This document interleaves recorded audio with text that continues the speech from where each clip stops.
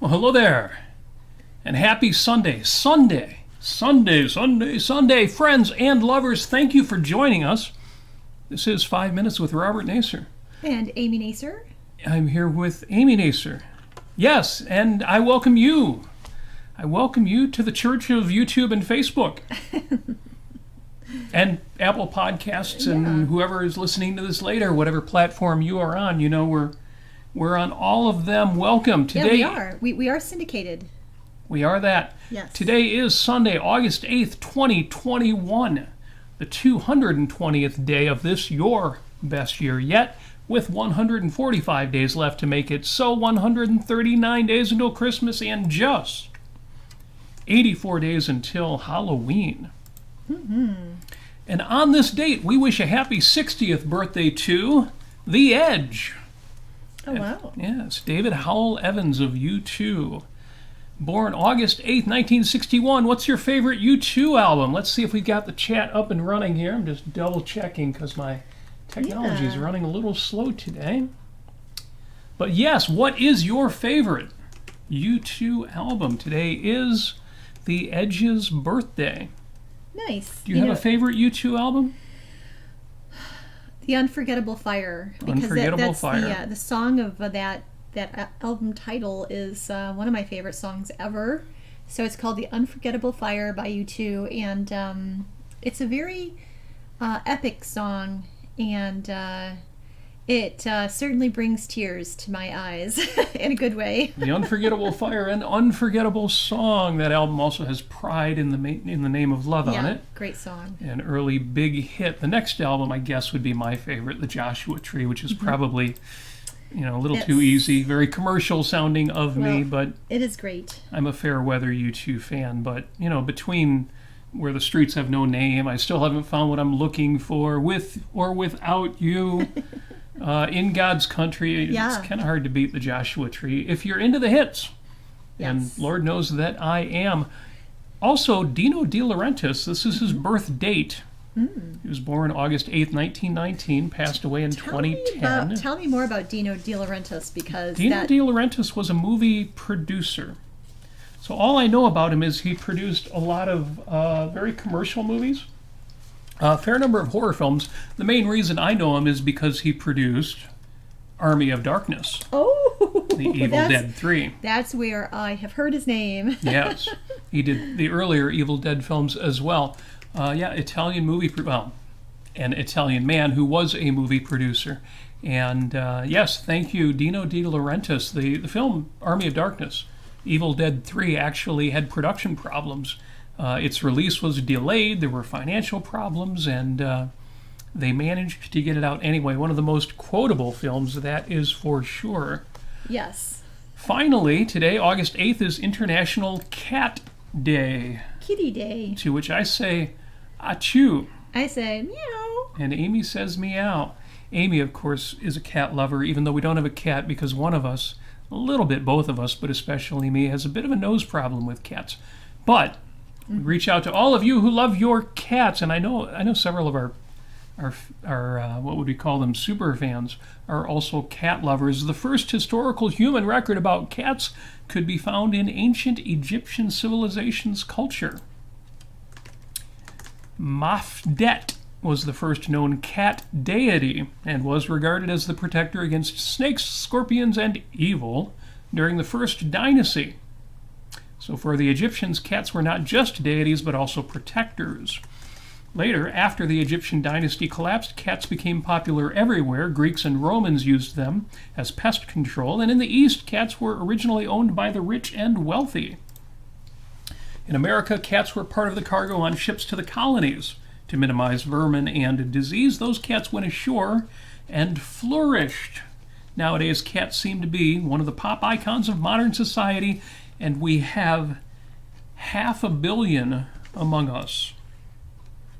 And since 2002, thanks to International Fund for Animal Welfare, cats have their own holiday. Cats as deities.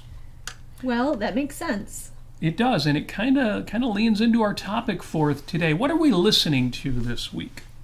Well, I am listening to a podcast that I just recently discovered called the Charisma Matrix. It's basically secrets of how to be social. And it's a guy who he's he comes off a little bit of a little blowhardy, and he really does focus on things. So as an objectivist, he says things something like, he's not an objectivist, but as an objectivist, you might hear him say things that you're like kind of cringe at, because he talks about social status. Social status. Yeah. Yeah, but he basically talks about how to effectively communicate with your voice and your body language, how to, be approachable and likable and persuasive and have charisma. That's why it's called the Charisma Matrix. Well, that fits in with the show topic today as well. Now, as an introvert, that's probably a podcast I need to listen to. The other thing I listened to this week, aside from all the shows we did, my gosh, we did a show on Casablanca. We did a show on followers and rebels. We did so many shows this week that we were involved in. But yesterday I listened to Yaron Brook with Inaya, Folarin, Iman, and Nikos, Sotirakopoulos, broadcasting from London. Yaron's in London.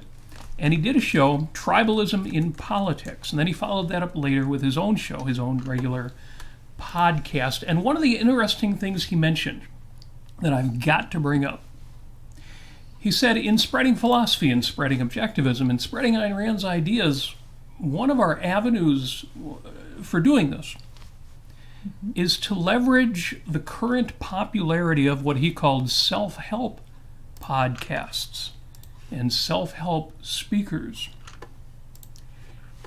And that struck a chord with me, or played a note with me, or whatever the appropriate musical metaphor is, because I have been thinking the exact same thing. I intend to penetrate the human flourishing field, the coaching and mentoring field, the self-help and psychiatry field. I think that we need to reach out to the mindfulness and motivation field. All of these are interrelated. If you're philosophical, they're all tightly integrated. I think that's exactly what we could do. And in that regard, and including you listening to the Charisma Matrix with Baron Cruz, incidentally, links to that will be in the show notes right after the show. In connection with that, a friend of mine on Facebook, some guy on Facebook, put up a post, conversation starter. He put up a post that said, "Are you an evangelist for anything?" I am. We could be evangelists for the cat deities, the cat gods. Well, so Marilyn is on YouTube. Hey, Marilyn. And she says, cats are gods. And I said, bunnies are the creators of the gods. Oh, it's not turtles all the way down. It's then cats and then bunnies. Okay. I'm good with that. I mean, I'm good with the cats. And I have actually seen Marilyn with her cat, and that is a what is the word I'm looking for? Reciprocal worship there. So yes, it is. It's a beautiful thing. It's a spiritual trade. So when my Facebook friend Jorge, or George, I think this would be George, asked the question, "Are you an evangelist for anything?" as a conversation starter, that immediately, I mean, that I'm the kind of guy where when you say that, I'm going to have a reaction. So I would ask all of you out there in the chat, are you an evangelist for anything? Well, I mentioned that to Amy, and she had actually the right reaction, which was, I don't know, she looked concerned and maybe perplexed. And if I had thought before asking the question to actually go to a dictionary and look up the definition of evangelist, I might have understood better why that was her reaction. See, I'm an IT guy. I was in computers for 25 years. I'm used to, technology evangelists, cultural evangelists. Well, Right. if you go to the dictionary, that's all there. What do we have? Cambridge, Merriam-Webster says a person who evangelizes, an enthusiastic advocate. Right, an enthusiastic advocate. Okay, that makes sense. Okay, well, that's what I'm talking about, right? Cambridge says someone who talks about how good they think something is and tries to persuade you to have the same opinion. But Okay. the number one definition, which I just kind of glossed over just now, is a Christian who evangelizes his religion, or originally one of the four writers of the Gospels. So that, Matthew, Mark, Yeah. Luke, and John. I originally, when you said that to me, it came to mind. I'm sorry, we were just not on the same page today, and I thought cult leader. Cult leader. No. No. Yes. Yeah, I want to no. be a cult hero. Cult hero. That's a punk song reference for all you folks out there. Our friends who know CIA, the band, not the agency, will appreciate that one. But I loved it. Are you an evangelist for anything? Yeah. So again, I hope this is taken metaphorically. Yeah. I don't want anybody out there getting the wrong idea. Unless you want to get the wrong idea, you do you. But my answer to the question, are you an evangelist for anything? Well, folks who've seen this show before, you know the answer to that. My answer was yes. Mm-hmm. I may overload the volume today because it's time to preach. Yes, I'm an evangelist for the primacy of values and for life as an end in itself. Yes. Hell yes. Heaven yes. Hell yes. Doesn't work that way. Do I hear an amen? I hear an amen. Amen. I hear a chorus in the back of my head saying amen. You are healed. I am healed. I am well healed. Y'all have heard me say here. I'll give my sermon. This is under 2 minutes. I've timed it before. It takes less than 2 minutes for me to deliver my sermon. It comes down to this. Live the best life you can. You were gifted a life, free and clear. You were born. And, as everything is finite, one day you're going to die. Make of your life what you will, as you wish. As bold and adventurous, or as silly and outrageous, or as ambitious and industrious, or as quiet and pleasant as you like. Ideally with few regrets. Values matter a lot. Disvalues and threats, very little. Focus on the former as much as you can. Tend to the latter as much as you must. Your means to achieve this is to think and to act, to use your mind and your body. The first is primary. Your reasoning mind is the source of every value beyond the animal level, beyond gathering nuts and berries. The power of a conceptual level of consciousness to transcend the immediate moment's thoughts and concerns is so magnificent that when it's multiplied by 2, by 10, by 1,000, by 7 billion, it has led to all of the miracles of modern living, which we experience and take for granted, from cheap and bountiful food, shelter, and clothing, to unprecedented safety and security, to dazzling technology, to endless art and literature and entertainment, to values too numerous to list. What's true of your nature, the need to be free to think and act on your thinking, is true of everyone else as well. Respect this fact in others. Once you establish that, then you can get to the business of meeting and engaging and trading with and befriending and loving everyone you can. And you should. You deserve to love and to be loved. You deserve the spotlight, at least now and then. You deserve the rewards of every good action you've taken. But these rewards won't come of their own accord. Karma requires a driver, so ring your bell, blow your own horn, squeak your own wheel. Take care of those you call your own, and keep good company. Tragedy, failure, drama, injustice, outrage, sadness will touch each of us. And that's as it should be. Values cannot be automatic, nor guaranteed. And human beings are fallible, breakable, limited, finite. Suffer when you must, and as gracefully as you can. But in essence, life is good. If it wasn't, we wouldn't. But we do. So, do. Oh, very nice. I didn't time it this time, but that should have took about 1 minute and 45 seconds. I hope that wasn't too much of an imposition, but if I was going to preach, that's one of the things I would preach.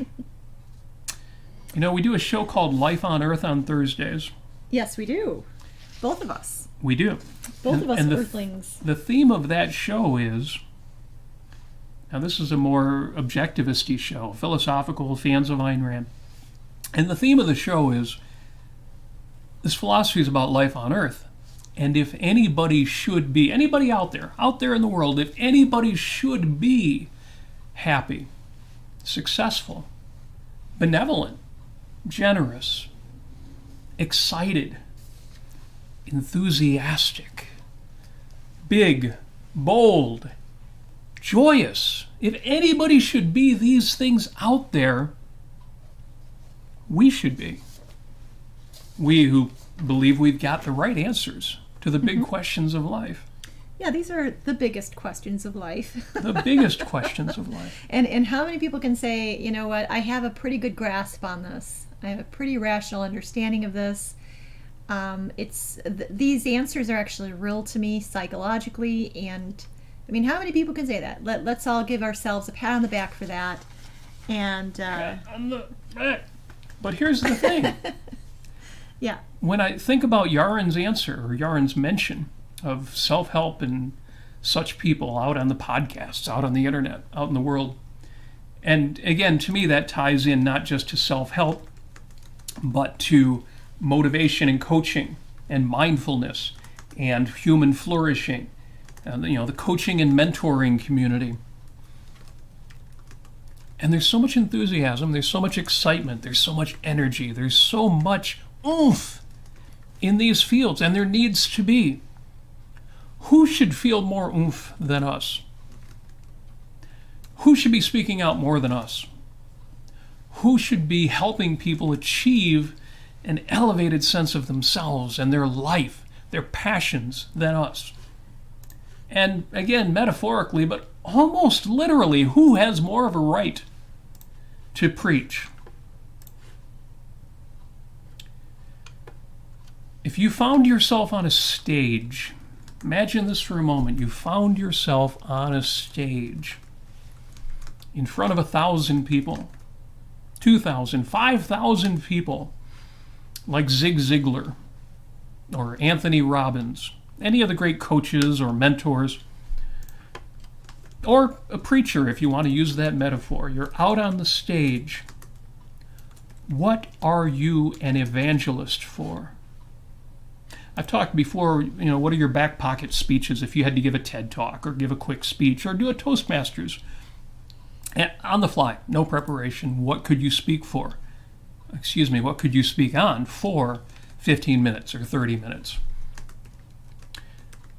And this is like that, but a little different, because I want to know what would make your blood run hot.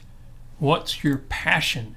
What do you want to speak to the world about? You're on a stage, 1,000 people, 5,000 people are in front of you. What are you an evangelist for? Share it in the chat. Would love to know. Well, Jennifer says that she's an evangelist for the truth. That's really nice. I like that. Yeah. For me, yes. I don't know. What am I? I didn't do so many notes today, but I am. Ask me about bunnies, and I will evangelize about bunnies. I am very, very passionate about that subject.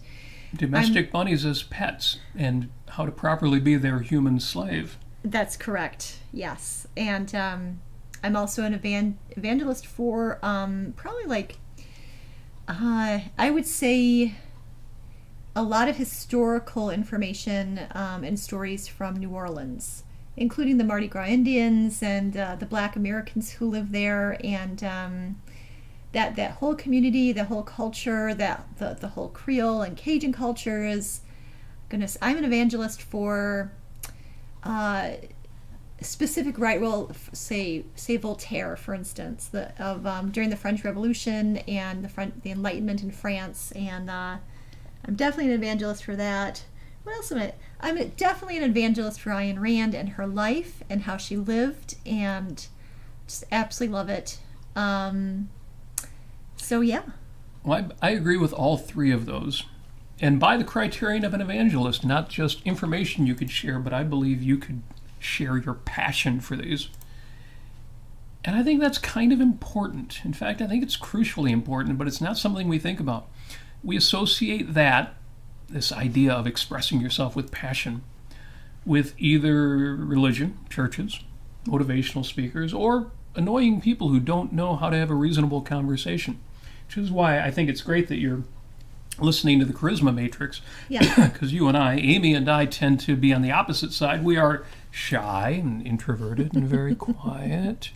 Normally, except Sundays at 6 o'clock. So, what brings out your passion? What would you want to speak to the world or an audience of 5,000 about? Excuse me.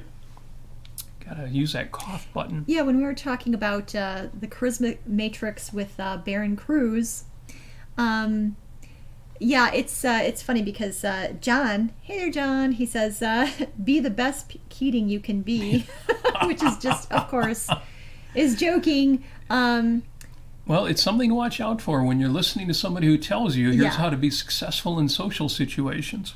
Right. There's important information there that you need, and yeah, there's a few booby traps there too. Well, the thing that I do like about Baron Cruz and the Charisma Matrix and other, speakers, motivational speakers, people who even psychologists, who talk about, or heck, I mean, dear Abby, for goodness sake, how to, what to say socially to find a girlfriend, to find a boyfriend, to find a friend. Have you misplaced your boyfriend again? Very funny. Oh, there he is. So. Oh, you mean find him the first time? Yes. So you've got a whole slew of situations. What do you do at Thanksgiving? When you're the drunk uncle Yeah, is talking politics, and you're terribly uncomfortable in that situation. There is a lot of that kind of. I wouldn't necessarily say that he goes as far as, say, Jordan Peterson and his lobster theories, his strange lobster theories. So, but he does, talk about, how to have social status, how to. I think a couple times he refers to, like the alpha word and all of that. How to talk like a man. How what tone of voice you should use. I mean, he basically gives you a lot of and what would you call that? Would you call that kind of in the vein of what Tony Robbins does, the NCP or something like that? Oh, NLP. NLP, thank you. Neuro-linguistic programming. Yeah. It's a little less. It's a little less of a technology, and it's a little less pretentious. Yes. If those two things can go together. So for instance, I was listening. It was just like a 17-minute podcast from Baron Cruz, and he actually plays a clip when Sam Harris and Ben Shapiro are talking to each other and having a conversation. I guess they had an hour-long conversation recently, I guess. And he talks about how Ben Shapiro is actually really quite good at keeping the conversation cool, keeping his thoughts in order, not overblowing it not bursting out in anger, not getting frustrated, not he's basically keeping things cool. And he also goes into very interesting videos with Donald Trump, that the former game show host, if you remember, and he also plays clips with Donald Trump against an interviewer who just wants to ask him, antagonizing questions. So that's really very fascinating, just to kind of see what they're doing in terms of body language, facial expression, tone of voice. And of course their mental content. Yeah.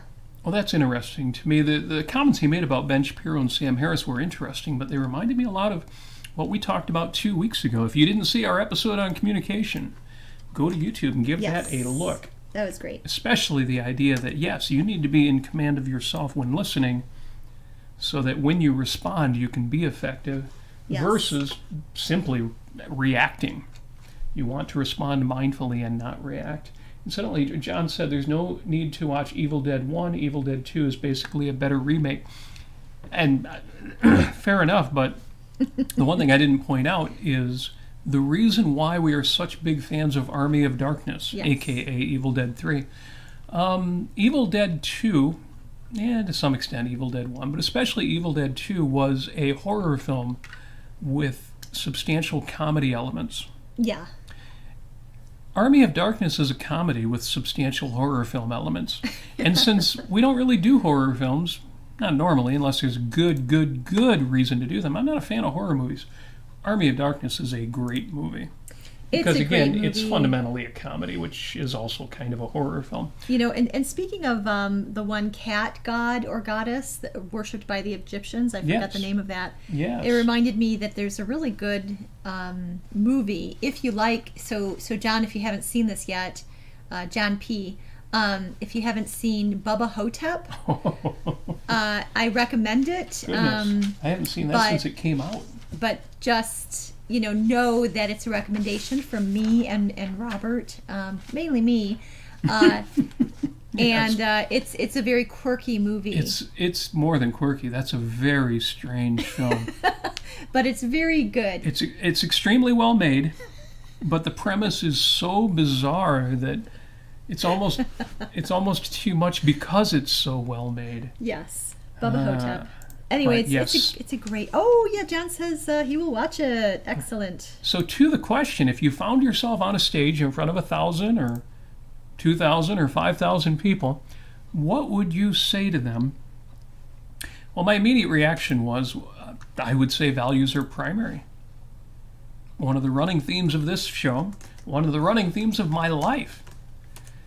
Whether that turns out to be that you focus on your values 97% of the time, and 3% of your time you guard against disvalues and fight the things you disagree with, or whether that number is different for you. You might be 90-10, you might be 60-40. You may find your great hobby is fighting the battles of the day. But I always say pick a number and try to live it. Don't let yourself get caught up in the moment. Be mindful. But values are primary. Positive values are primary. Negatives are secondary. They're derivative. The way I would put it is living is more than just not dying. Or as the folks at Cordair.com are fond of saying, not dying is not living. So yes, values are primary. So I wrote in the YouTube, Casperanza. Hi there, Casperanza. He says, do you have super chat in on YouTube? Wish we did. I need your help with that. Yeah, I'm we glad need you your- mentioned that. Yes. And this goes out to everybody involved in the show, on the listening side, on the chatting side. We need your help. We've got to get up to 2,000 subscribers before YouTube, I think that's still the number, 2,000 subscribers before YouTube will enable the super chat feature. Of course, you can support the show financially. Casper actually knows this. Thank you so much. You can support the show financially by going to Patreon or PayPal. Patreon for monthly contributions, PayPal for one time. The links to those are at robertnasir.com. If Yes. anybody's interested, we'll mention that again later. But I put that in the chat. if we're going to get super chat and a few other perks that come with big audiences, love you guys, but we need more numbers. Share the show, recommend the show, do what you can to help us out. Give it a like, subscribe on YouTube. We have so many people who watch on Facebook, and it's really cool because we get a great chat going there. But if you go to youtube.com, look at the show, hit like, share it out on your social media, put it on Instagram and Twitter and Facebook and et cetera, et cetera. Yeah. So yeah, the answer to the question is, man, wish we did. But we're Yeah. not quite there yet. And Mary Eileen mentions that it's 1,000 1,000. subscribers for Oh, well, that Super should be Chat. easy. We already have a couple hundred. All we got to Let's do is do to bump it it. up to 1,000. Help us out. Hook us Yeah, up. just send it Thank you out to and your hey, friends. if we get that, the pressure won't be on you to financially support us quite as much as it is now, because more is better. This is America. Our motto is more is better. But yes, thank you. Thank you, Casperanza, for asking the question. Very much appreciated. Incidentally, folks, you should check out Casperanza's YouTube channel. He posts interesting things from a hobbyist's perspective. So there's often he'll be playing a video game or running a video while he's speaking, and always an interesting video from Casperanza. Thank you for that. Yes, 1,000. That's good. I thought it was 2. Well, I have much more hope that we'll make that happen super, super fast. So after values are primary, my second topic, put me on a stage, and I will tell you the answer is yes. The answer is yes to what? What is this question you're talking about? Well, no matter what the question is, the answer is yes. This originally came out as one of my 5 secrets of a successful marriage. Another topic I could easily stand on a stage and give a 15 to 30 minute talk about. But one of the secrets of a successful marriage and one of the secrets of a successful life is, barring exceptions where reason tells you otherwise, the answer is yes. If you don't know whether or not to do a thing, do it. If you are asked a question about will you do or won't you do something, and assuming it's something that there is value in doing and not, would you please give me everything in your bank account or jump off a bridge? The answer is yes. If your wife says, will you rub my feet? The answer is yes. Yes, you will. The answer is yes. I could easily give a talk on that and preach in a preacher's tone of voice, which I'm tempted to do right now, but I'm trying to keep our levels from going into the red. Number 3, values are primary. The answer is yes. The third thing, there's only a few of these here, that I could easily preach on, and I already do. Your state. No, not the state you live in, and no, not your government. Your physical state, your mental state, what you are experiencing right now. Your state is within your control. We've talked a lot about focus. We've talked about choice. We've talked about empowering yourself in the moment. In any given moment, you can change your focus. You can change your movements. You can change your posture. You can change your voice. You can change your consistent energy. And by virtue of doing that, especially changing your focus, what you are opting to think about, you can change your emotional state. We know as philosophers, and especially as objectivists, emotions are automatic, lightning-like sums of your subconscious thoughts. How do you change that? You change your conscious thoughts. You change your focus. You can't change your emotions directly, but you can change them indirectly. And with practice, it's not even very hard. In any given moment, you can change your focus, your movements, your pace. Your consistent energy and emotions can be changed directly by you. You live by choice, or you live by default. If you find yourself saying, so-and-so made me mad, that situation made me sad, that event made me anxious, all of those are true, all of those are valid. Don't feel guilt and don't try to what's the word I'm looking for? Bulldoze yourself into a state that's not appropriate. But you then can decide, okay, how am I going to think about that? How am I going to react to that? What am I going to do in response to that? What will be my posture? What will be my speed? What will be my sense of urgency? What will I do about that? And you will change. So again, your state is within your control. Number 4, you are the star. Folks who listen to this show know I've said it before, I'll say it again. You are the star of this life. This whole frickin' world, this whole world is yours. It's all for you. You are the star. You are the script writer of this life. And you are the director. And like Dino De Laurentiis, you are the producer, the curator of this museum. You are the star. I mean, this is true for everybody else you meet. As the script writer, that's the one thing that you've got to take into account, is that everybody else out there is performing their own life's story as well. But you are in control of this. You make this what you want it to be. And that leads me into my last and final thing that I'll say. What am I an evangelist about? everything is finite. This is the most hopeful thing I can say by contradistinction. Everything is finite. You can do whatever you wish with your time. You can do whatever you wish with your energy. You can spend your resources on anything you want. It's all yours. But it's finite. Memento mori. Someday you will die, and so will I. So will we all. And it's interesting that that is what gives life values. By extension, it's what gives life meaning. But really, by contradistinction, the fact that you are going to live a long and wonderful life, the greatest gift is just that you were born and you're here. But it's finite.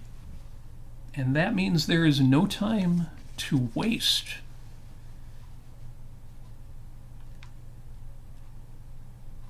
So values are primary. You're here to live a life. If the answer is yes, you need to embrace that fact. Your state is within your control. You get to decide what this all looks like. You are the star, the scriptwriter, the director, the producer of your life. That means you get to design it. You get to step back with intentionality and make it what you want it to be, not just in any given moment, but across the span of your life. And everything is finite.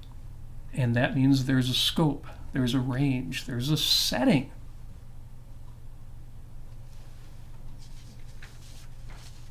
I have to kind of hold back when I have this discussion because I get passionate about this stuff. I could be an evangelist. Mm-hmm. So when somebody on Facebook says, "Is there anything you're an evangelist about?" Well, I don't think of Matthew, Mark, Luke, and John. I think of, there's stuff. If I was at a church, a non-denominational chapel like the Martha Mary Chapel at Greenfield Village, where Amy and I got married, and where we will renew our wedding vows in November. Mm-hmm. And if I was up there on that stage, standing at that pulpit, there are things I'm an evangelist about. And what I hope, what I wish, in the good sense, what I would like, what I desire, is that not only each and every one of you are an evangelist about something, about several things, but that you know it, that you're conscious of it, that you're mindful of it, and that you capitalize on it, that you take advantage of it, that you preach. Get out there and preach yourself.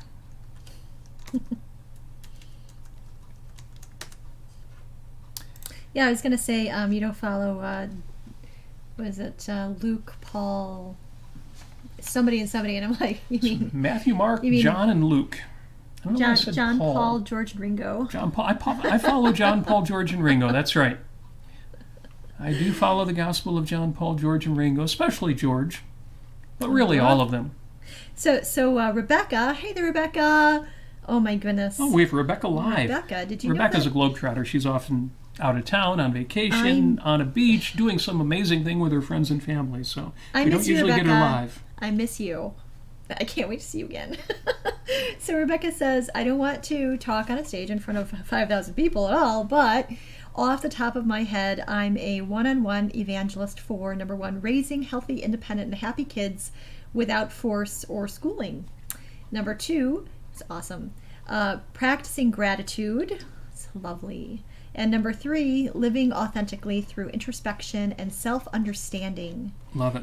That's love so it. great. And I know this. Gosh, we've met Rebecca and Fernando before, and just oh, such good people. Awesome. Okay, and a model for those of us who have to remind ourselves, get out there and live. Yes. Jeez, get out there and live. You are very great role models, Rebecca. And she also says our podcast Yes. has been like a best of Robert Nasir's self-help wisdom. Oh, well, thank you. Thank you. And I can't even tell you how much I needed to hear all of this today. Thank you. You're very welcome. It's interesting that our role models end up needing role models. Yes. But in the coaching community, people will tell you, just like a lawyer is a lawyer who tries his, or what's the word I'm looking for? A lawyer who is his own lawyer, a man who represents himself in court, has a fool for a lawyer. Just like that, in the coaching communities, coaches will say, if you yourself don't have a coach, you can't be a coach. It's a little snooty. I think that's overstating the point, but I like it. So to hear Rebecca say that our show, she needs our show today, it's like, what are you talking about? We want to be like you. But it makes the point that all of us need to be reminded. It's one of the reasons I do this show. I have to remind myself of these things I already know. So thank you for that. And Jim, love it. Jim says, I'm an evangelist for the rights of the individual. Yes. An evangelist for reason. Yes. And a crusader against the irrational and the worship of the irrational. I do hear an amen, Jim. That's interesting. Why is that interesting? For lots and lots of good reasons. But one of the reasons is that if you're not already, you should be reading Jim. They're public, so I'm just going to say your name. Jim Ashley's posts on Facebook. Yeah. He's like me. He posts publicly. He's not afraid of everybody in the world reading his stuff, and that's cool. I admire people who post public. I get it. Privacy concerns. Some people do friends only. I like public. So Jim Ashley posts, for example, he has a short essay on the Serenity prayer. Well, we've quoted that before. We've even mentioned how Ayn Rand liked it. Well, in Jim's essay on the Serenity prayer, he also mentions how Ayn Rand liked the Serenity prayer. He does a little modification at the beginning, as you can imagine somebody not religious would do, and says other good things about it. And there is a link to that, and I swear this was already here before I mentioned it, to his link, post number 42509552116400925. You don't have to memorize that because it's already in the show notes. So there you go. You should read Jim's essay on the Serenity Prayer and the other things that he posts. Jim posts like essay format. They're usually a little longer than the kind of stuff I just stick out there. He gets a little deeper into it. They are very lovely. Yes. So definitely give that a read. Again, link in the show notes. Yeah, and Casperanza on YouTube, thank you very much for being on YouTube today. He says, I used to be evangelic when I first discovered objectivism, but that usually turns people off. It's hard. It's hard to be a really good evangelist. And that's why I think it's important to I know it's a little bit strange to listen to people like Baron Cruz and the Charisma Matrix. Oh, people who talk about communicating well? Yeah. Especially this guy, because he can be a little bit of he just sounds kind of like a bit of a blowhard. Well, he pushes the social part a bit too. Yeah, but really his content's really quite good, and he's very effective. He's very concise and brief. So his podcasts are only like 7 minutes. His videos are about 6 minutes. I mean, it's very good. It's very good information, and it just reminds me to remember how I'm communicating, to ask myself, what do I look like? And it can be a little cringy to hear yourself on recording. I've gotten used to it, thankfully. I've gotten used to seeing my face, in this video, and but I know that there's always ways to improve, and you just improve incrementally. You can't do it overnight, but it's just really helpful information out there. And especially if you want to spread objectivism and talk about objectivism with other people, family members and friends, people that you meet on the street, maybe even, maybe not. There are ways to do it without, jumping down somebody's throat or getting in their face or basically scaring them away. So that's certainly one of the reasons why we're here at 5 Minutes with Robert Nasir, because we love to talk about ideas in a way that is not necessarily technical philosophy. Some of it is, but most of what we say is more along the lines of, we're kind of meeting people where they're at. People who are maybe slightly philosophical, maybe even not philosophical. Maybe they didn't even know that they were philosophical, but hopefully we can spread these ideas in this way and, Yeah, I just want to put the love out there. Right. Now, we do have, I do have the copy here of the Fountainhead, the couple paragraphs here. So in the 25th anniversary edition of the Fountainhead, in the foreword, Ayn Rand wrote a new foreword for the book, and it's really wonderful. There's a great, do you have it there? Oh, yeah. Oh, yeah. This is it, right? Yeah. She was asked at some point, well, is there anything you would change about the Fountainhead? This is 25 years later. Mm-hmm. So she's writing the updated introduction. And she mentions a couple things, one of which is a religious mention. And she talks about that, and then she writes this. This leads me to a wider issue which is involved in every line of the Fountainhead, and which has to be understood if one wants to understand the causes of its lasting appeal. Religion's monopoly in the field of ethics has made it extremely difficult to communicate the emotional meaning and connotation of a rational view of life. Just as religion has preempted the field of ethics, turning morality against men, so it has usurped the highest moral concepts of our language, placing them outside this earth and beyond man's reach. Exaltation is usually taken to mean an emotional state evoked by contemplating the supernatural. Worship means the emotional experience of loyalty and dedication to something higher than men. Reverence means the emotion of a sacred respect, to be experienced on one's knees. Sacred means superior to and not to be touched by any concerns of man or this earth, etc. But such concepts do name actual emotions, even though no supernatural dimension exists. And these emotions are experienced as uplifting or ennobling, without the self-abasement required by religious definitions. What then is their source or referent in reality?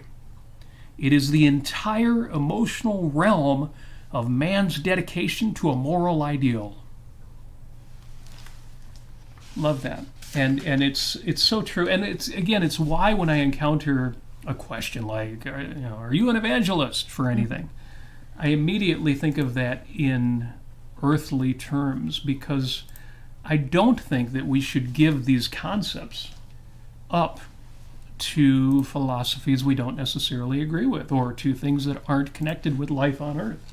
Yes. It's every story that ever made you emotional. Everybody who's read The Fountainhead, just think of the opening of Part 4. Mm-hmm. Howard Rourke at Monadnock Valley, and a boy on a bicycle rides up. Yep. And real quick, Joe says, hey there, Joe, over on YouTube. She says, I'm with Jim, Ashley. I am also an evangelist for benevolence. Benevolence. Oh my gosh, one of my favorite topics. And then Mary Aline says, so am I. So. Wonderful. We've done a whole episode on benevolence. Actually, we did that on both of our shows. We did a Clubhouse one for Life on Earth.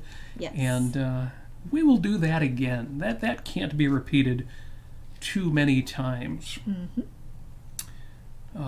I've got a copy of Anthem here. And, similarly, the opening of chapter 11. Bit of a spoiler alert. I am. I think. I will. My hands. My spirit. My sky. My forest. This earth of mine. What must I say besides? These are the words. This is the answer. I stand here on the summit of the mountain. I lift my head and I spread my arms. This, my body and spirit, this is the end of the quest. I wanted to know the meaning of things. I am the meaning. I wished to find a warrant for being. I need no warrant for being, and no word of sanction upon my being. I am the warrant and the sanction. Real emotions, real concepts tied to real life on Earth. Mm-hmm. Darn tootin'. So yeah, I am an evangelist. And someday I'll give a proper sermon. In fact, as we wrap up here, Yes. my homework. Every week I have homework. Every week I have homework. And I share it with you in the hopes that you will find it inspiring and maybe even join me on my homework quest. Well, as you know, I mentioned a couple weeks ago I had updated my morning routine for the month of August. Find that episode called This August Company. And my morning routine now starts with planning.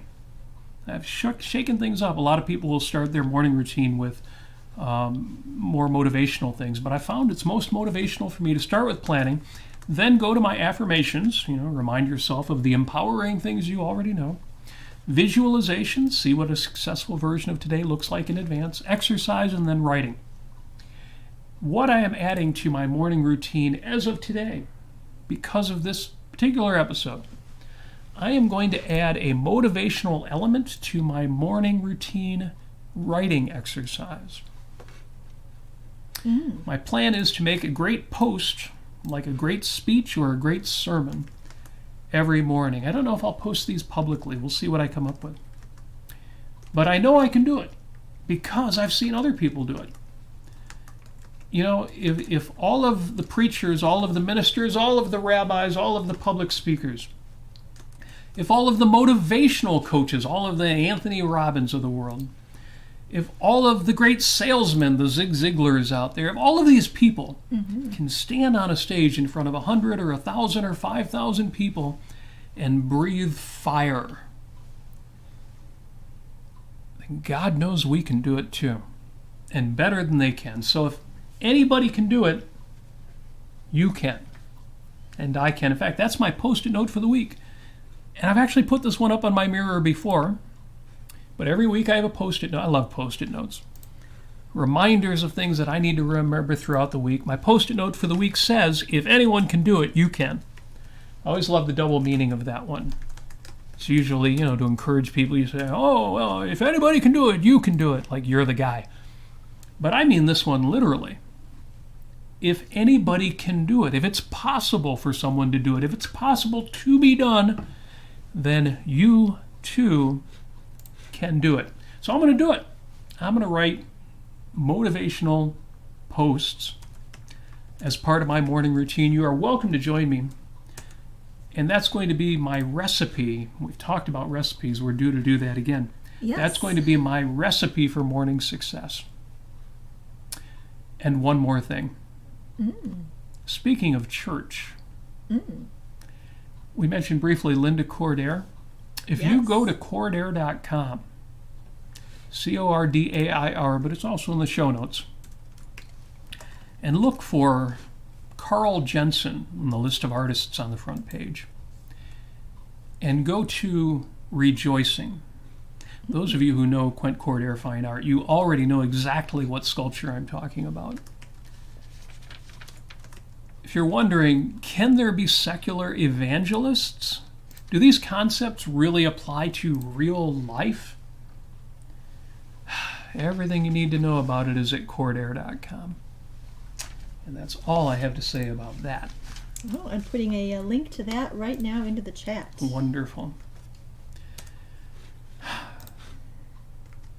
And with that said, all I need to do is remind you that show notes for this episode with links to all the valuable, interesting, amusing, and provocative sites and information we've discussed will be posted right after the show, right in the description. Questions, comments, and suggestions for future topics can be posted in the chat or in the 5 Minutes with Robert Nasir Facebook group. If you would like to support the show financially, and thank you to those of you who already do, you keep the lights on in our hearts. Links to our Patreon for monthly contributions and PayPal for one-time contributions are at robertnasir.com. All right. And I think that's all.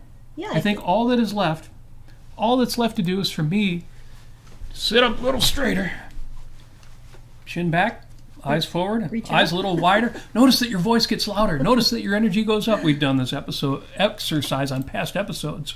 Folks who've been through this already know this one. all that's left for me to do is wish each of you success. Wish each of you flourishing and happiness. And I wish you that energy that comes from putting what you most deeply believe out there. I know a lot of you already do. You're so wonderful in that way. And as always, and with a little more fire in my belly than usual, we wish you love.